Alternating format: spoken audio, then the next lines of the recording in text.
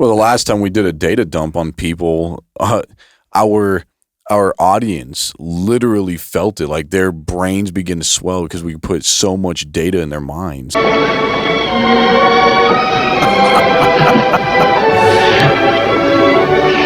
thing, ever feel like some folks stand out in the crowd? Only when I'm looking at them. Maybe we should stand out together. I'd like that. That's the beauty of simplicity. I know. I hope not everybody's heads got that swole with knowledge.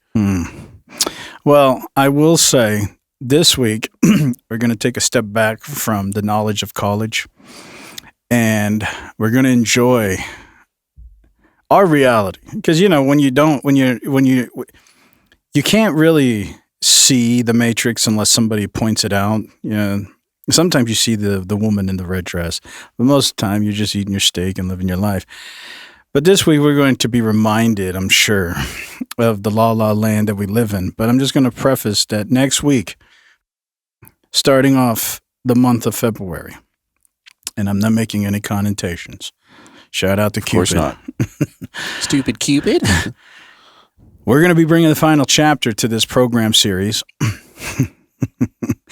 We were actually contemplating about letting you see, colleague, while I'm talking, so you can experience the joys that I have in my heart while I'm conversating. But, maybe we will. I don't know. But we're going to end this chapter on programming, and we're going to go to something else. But next week's episode is going to be very explicit. Yeah. It's on biopolitical convergence. And I'm going to make a lot of predictions. I'm going to tell you, because everything we've been setting up so far is everything people know.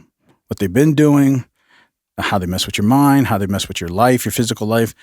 Now, it's how they're going to mess with your body. Because in the end goal, and I am sure, just saying that you can already see it, biopolitical convergence. And so that's what next week's going to be. IOBs, AI, predictions, what's happening now, integrations, code manipulation, DNA, all of it.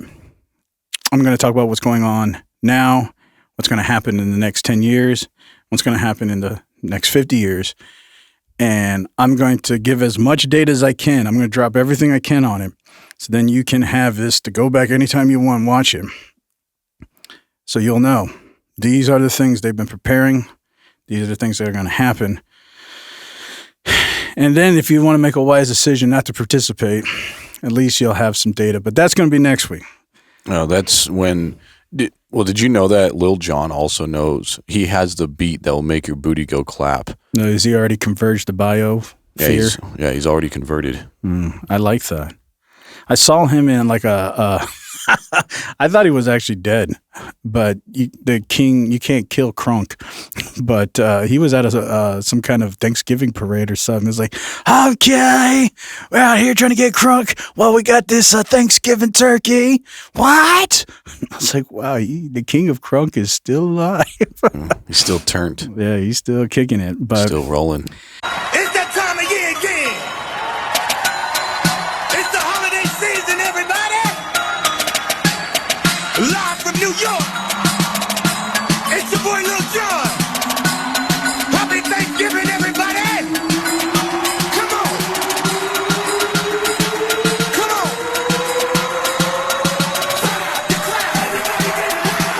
New York. Turn down for what? hopefully you guys enjoy next week, and hopefully that's insightful, where you don't have to worry about having a tracking device, because you will be the tracking device. But colleague, tell us all about this La La Land that we're living in.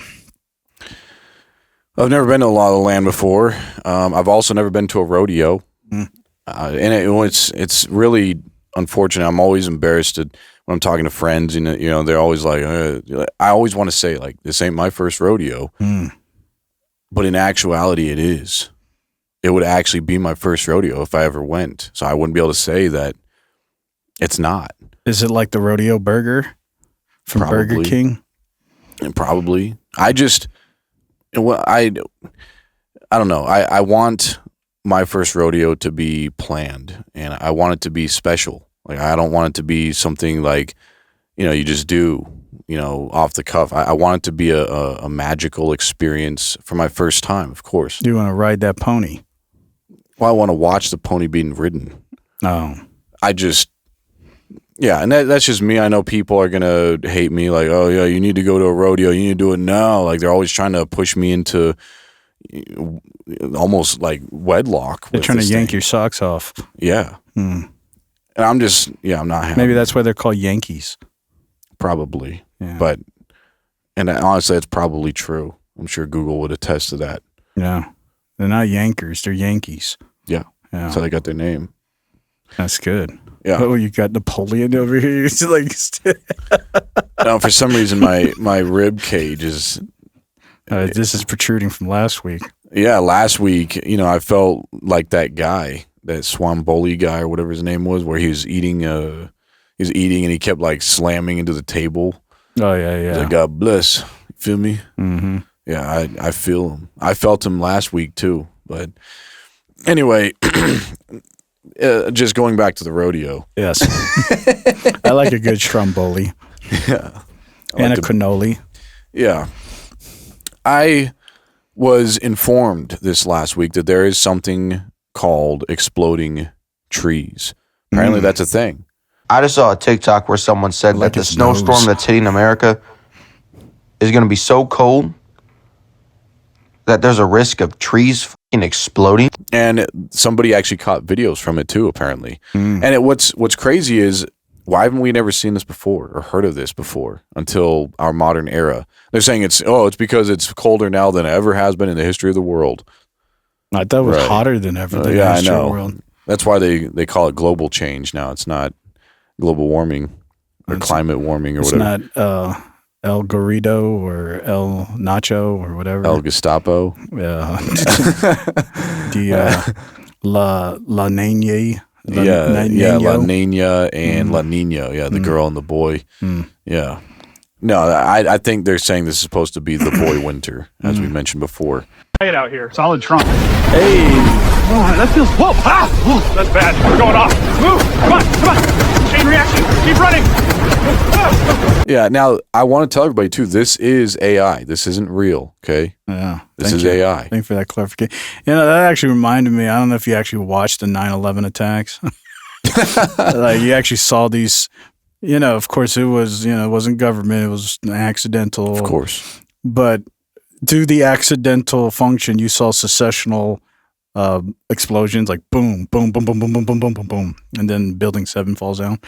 And for some reason, I don't know, maybe it was just triggering. As soon as I saw it, I was like, wow, salute to you, Building 7. Maybe that's what this is all about. Yeah, I don't think so. Oh, there's another video.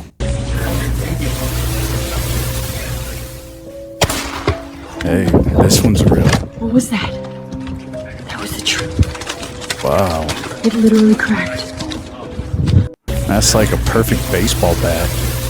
Look how clean it is. Boom. People pointed out she puts her hand right here on the doorknob, right here on the left side of the door, and then all of a sudden she grabs the right hand of the doorknob. Look. Oh my God. What was that? Oh, So that's this is AI, but it looks real. Yeah.